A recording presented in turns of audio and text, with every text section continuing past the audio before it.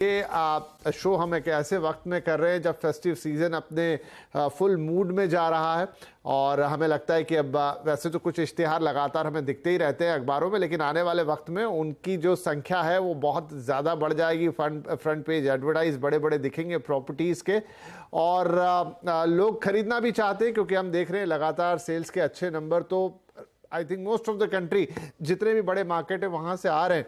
तो शुरुआत में यहीं से करता हूँ कि अभी तक जो मोमेंटम हमने देखा, इंस्पाइट की इंटरेस्ट रेट में लगातार बढ़ोतरी हुई, उनमें एक पॉज आ गया है, लेकिन आगे संकेत कुछ मिले जुले से हैं, शायद बढ़ भी जाएं ना बढ़े, लेकिन अभी तो वो काफ़ी ऊंचाई पर हैं।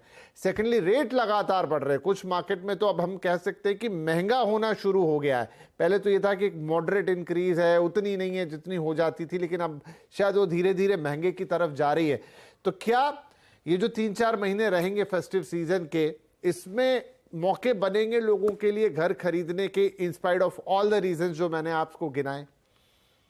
बिल्कुल। और उसका मेजर रीजन है कि सप्लाई साइड जो एक इम्पैटस आया है मार्केट के अंदर। और अगर आप पिछले साल ही देखिए तो करीब 4.5 लाख यूनिट्स की लॉन्चेस हुए, कुछ 5 trillion rupees worth of new launches थे। और अभी हम रेरा का ही डेटा देख रहे थे कि जो ऑल इंडिया के तो 5 ट्रिलियन की जो न्यू लॉन्चेस का नंबर बोला, वो हमारे डेटा कवर्ड सिटीज हैं, जो 60 सिटीज हैं, टॉप 60 सिटीज है। लेकिन अगर आप रेरा का डेटा देख लीजिए तो पिछले 12 महीने के अंदर करीब 28,000 प्रोजेक्ट्स के न्यू लॉन्चेस हुए। तो यूनिट में तो बोलना डिफिकल्ट है क्योंकि उस लेवल का एग्रीगेशन अभी नहीं हो पाया है। लेकिन अगर आप प्रोजेक्ट के नंबर भी देख लीजिए तो अक्रॉस इंडिया जो है वो इतने बढ़ते हुए दिखाई दिए। और मुझे नहीं लग रहा है कि ये ट्रेंड बिल्कुल भी धीमा होता हुआ कहीं दिख रहा है, क्योंकि अगर आप देखिए तो नई लैंड परचेजेस होना चालू हो गई है, एक मोमेंटम है मार्केट के अंदर। और आज भी मार्केट जो है अपने एक हिस्टोरिकली मोस्ट प्रोडक्टिव फेज के ऊपर है, जहां पे सेल्स, सप्लाई एंड प्रोडक्शन पूरा का पूरा एक हाईएस्ट लेवल पे होता हुआ दिखाई दिया है। तो मुझे यहाँ पे बिल्कुल भी स्लो डाउन होने की उम्मीद नहीं दिख रही है, क्योंकि जो प्राइस राइजेस हुए हैं वो भी मॉडरेट हुए हैं और एक तरीके से अच्छे भी हुए हैं। क्योंकि अगर आप देख लीजिए कि पिछले 2016 से लेकर के 2020-21 के बीच में केवल टाइम करेक्शन और प्राइस करेक्शन हुआ था, तो उसके अंदर एक अपसाइड बनी हुई थी और उस पीरियड में इन्फ्लेशन बढ़ा और साथ साथ जो है जिस तरीके के आपकी लोगों की इनकम बढ़ी तो एक पैरिटी थी। तो इंटरेस्ट रेट के बढ़ जाने के बावजूद भी आज भी अफोर्डेबिलिटी और प्राइस में एक पैरिटी है। हालांकि कुछ एक माइक्रो मार्केट में है जहां पे हमें दिखाई दे रहा है कि प्राइसेस कुछ हद से ज्यादा बढ़ गए हैं, लेकिन वो माइक्रो मार्केट डिपेंडेंट है। और क्योंकि सप्लाई वहां पे एक लिमिटेड, जैसे दिल्ली एनसीआर में देख लीजिए कि आपकी करीब 50 से 60% सप्लाई अभी स्टॉल्ड है। और उसके बाद जो न्यू लॉन्चेस दूसरे शहरों के हिसाब से उस मार्केट में नहीं हुए, तो इसके लिए वहां पे थोड़ी तेजी होती हुई दिखाई दी है। थोड़ा बहुत हैदराबाद में ये पर्सपेक्टिव दिखाई दिया है, बट ओवरऑल एस्पेक्ट्स में, ओवरऑल सिटीज में मुझे प्राइस में एक प्रोडक्टिविटी दिख रही है। न्यू लॉन्चेस आ रहे हैं और साथ में बिल्डर डिस्काउंट्स भी दे रहे हैं। अगर आप आज के दिन भी बात कीजिए तो स्टैम्प ड्यूटी वेवर्स हैं, जीएसटी वेवर्स हैं, आपके पास कुछ हद तक 2 से 10 लाख रुपए, 2 से 5 लाख रुपए तक का डिस्काउंट जो है निगोशिएट करने के लिए तैयार हैं। तो एक विलिंग सेलर है और साथ में एक पेंट अप डिमांड है जो बहुत वक्त से रही है। और प्राइस में जो ग्रोथ होती है तो वो भी एक सेंटीमेंट इंप्रूव करती है मार्केट में और इन्वेस्टर्स के पार्टिसिपेशन को इंक्रीज करती है। तो इन सब एस्पेक्ट्स पे अगर हम देखें तो आज का मार्केट एक one of the most productive market है। मेरे 20 या 25 साल के एक फेज में जो हमने रियल एस्टेट में देखा, हालांकि 2007-8 में एक दूसरी तेजी थी, लेकिन वो प्राइस ड्रिवन थी, प्रोडक्शन से एंड सेल्स ड्रिवन तेजी नहीं थी। वो investors driven real estate market था। आज एक एंड यूजर ड्रिवन मार्केट है। तो इस तरीके का एक पर्सपेक्टिव मैंने अभी तक नहीं तो देखा। पंकज जी, बहुत अच्छी बात है। हम भी कुछ 1 दशक से ज्यादा से लगातार आपस में बातचीत कर रहे हैं, तो उस बातचीत में ऐसे मौके कभी नहीं आए। अगर मैं गलत नहीं हूं तो आपने 28,000 न्यू प्रोजेक्ट्स के लॉन्च बोले अभी? बिल्कुल, तो रेरा के।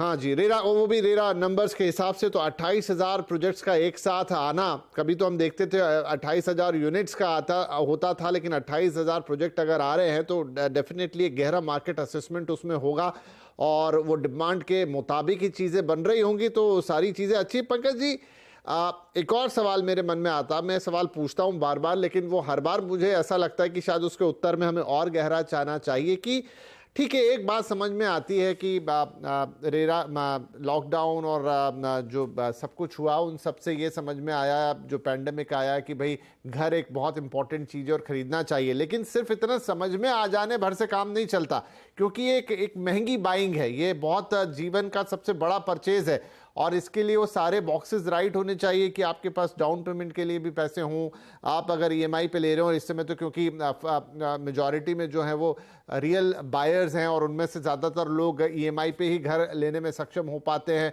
तो वो इंटरेस्ट रेट भी आपको फेवर करे, जो कि अब तो नहीं कर रहे, और साथ में ये भी है कि फेवरेबल जॉब कंडीशंस हो ताकि आप लंबे समय तक मतलब इनसिक्योरिटी ना हो कि भाई मैं आगे चल के कर पाऊंगा कि नहीं कर पाऊंगा।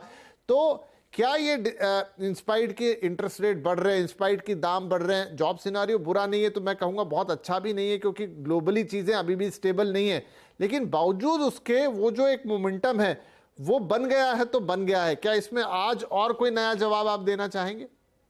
देखिए, दो तीन और पर्सपेक्टिव है कि अगर हम जिस तरीके से पॉपुलेशन का डिस्ट्रीब्यूशन देख रहे हैं और उसमें जो चेंजेस हो रहे हैं, तो बहुत ज्यादा जो है हमारी 25 साल से 59-60 के जो इनकम ब्रैकेट, जो एज ब्रैकेट है, यहाँ पे एक ट्रांसफॉर्मेशन हो रहा है और हमारा जो पिरामिड है वो ट्रेपेजियम शेप का आ रहा है।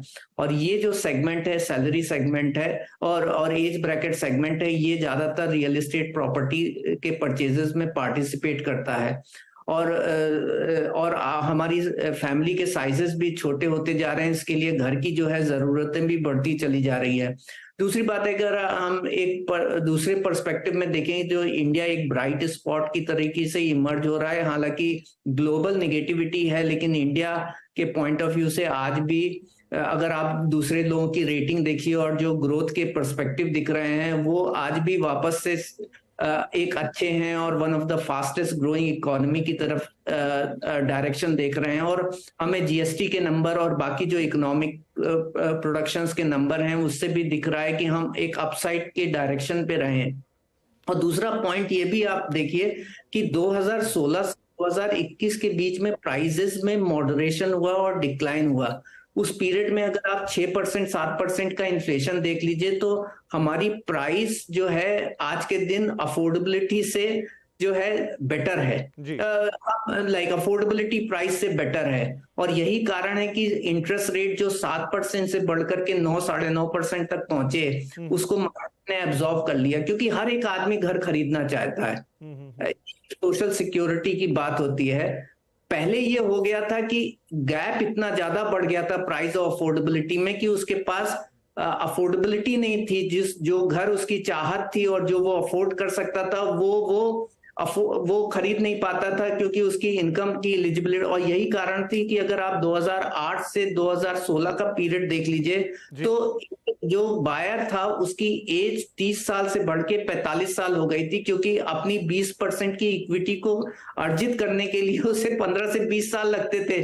तो वही पंकज जी, वो